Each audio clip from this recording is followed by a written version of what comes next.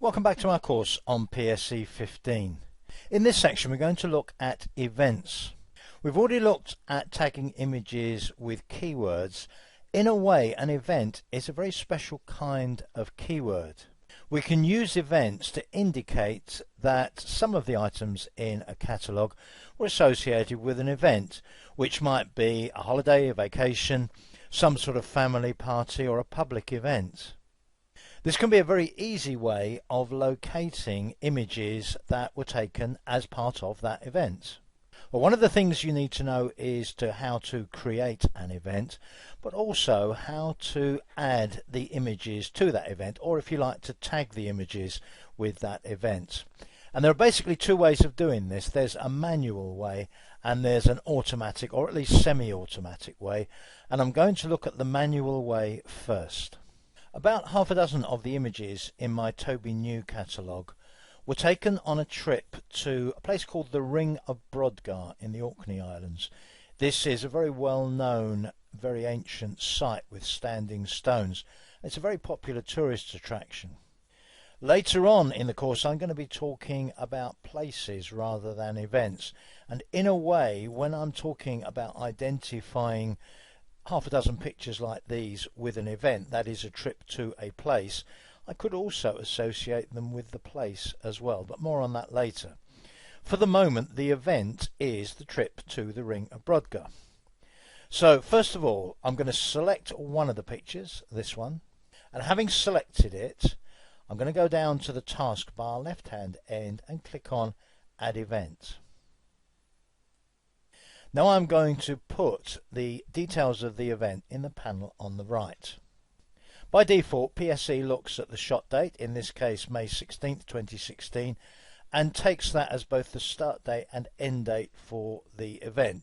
Of course, if that's wrong, for instance, supposing it was a 2-week vacation, I may want to put the full range of dates there, start date to end date. I can group my events. At the moment, no group, but I can create my own event groups, and I can put in a description for the event.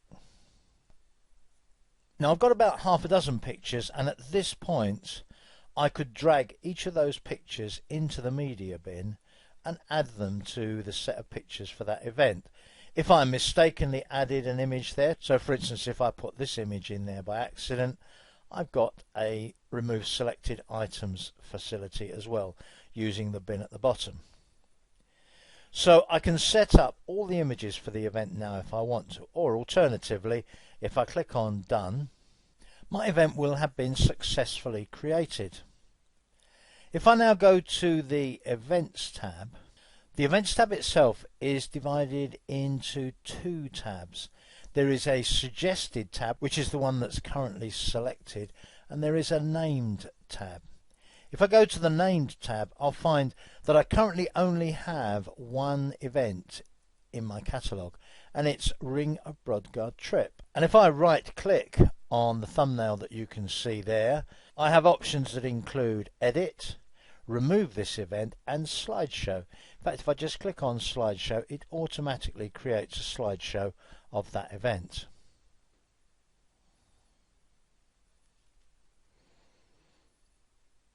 Now, of course, at the moment that event only has one image, so it's a rather short slideshow. Let's exit from that. Another option is Edit.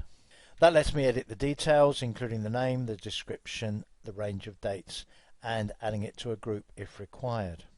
Although I only have one event here at the moment, once I've started to build up a set of events, I may want to be able to identify, locate particular events, and I can use the calendar on the right to help with that. If I click on the drop down next to all years, I could, for example, say show me all the events in 2016.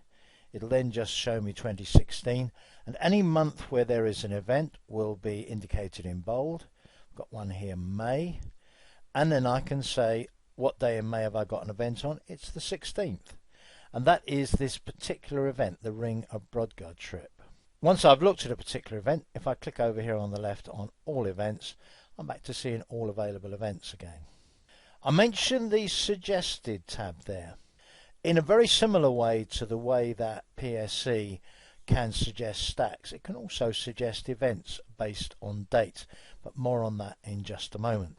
The next thing I want to do is to add the other images to this particular event. One way of doing that is simply to go back to the media browser view again, bring up the keywords and info panel, and if you go to tags, you'll see that I now have an event. If I click on event tags, there's my event, Ring of Brodgar trip. And I can select the other images in my catalogue that were taken on that trip. There are 5 others.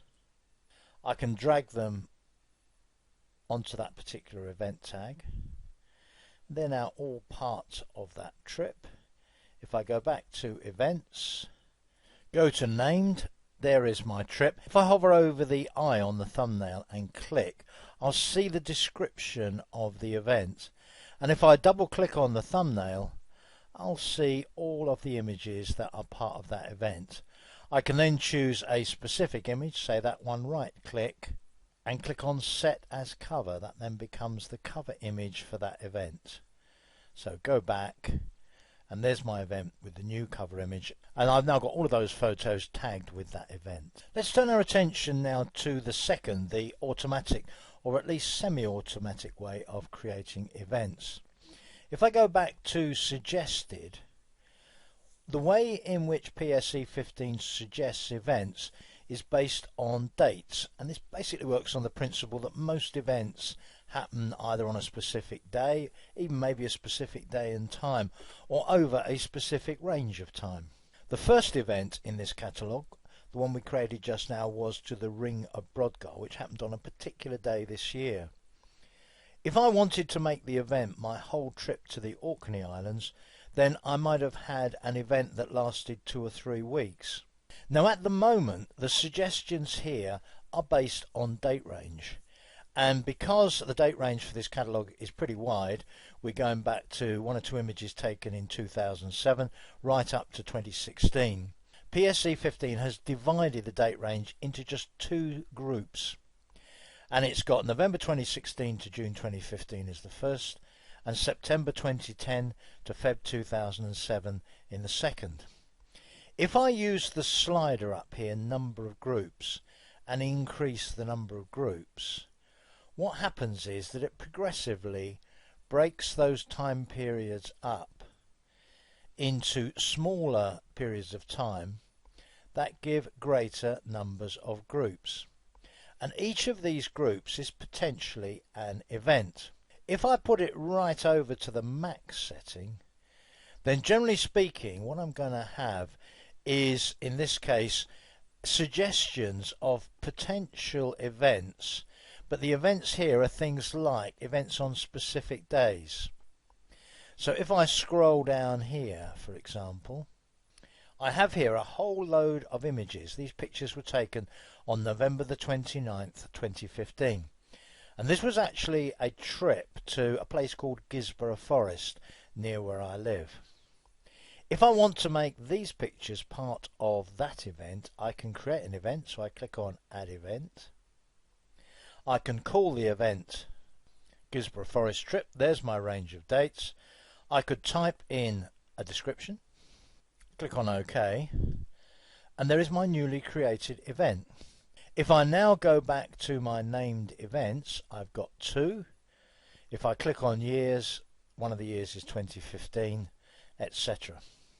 And finally, don't forget one of the options that I mentioned earlier on. If I right click on an event, one of the options is remove this event if you indeed need to remove the event. That's it for this section. I'll see you in the next one.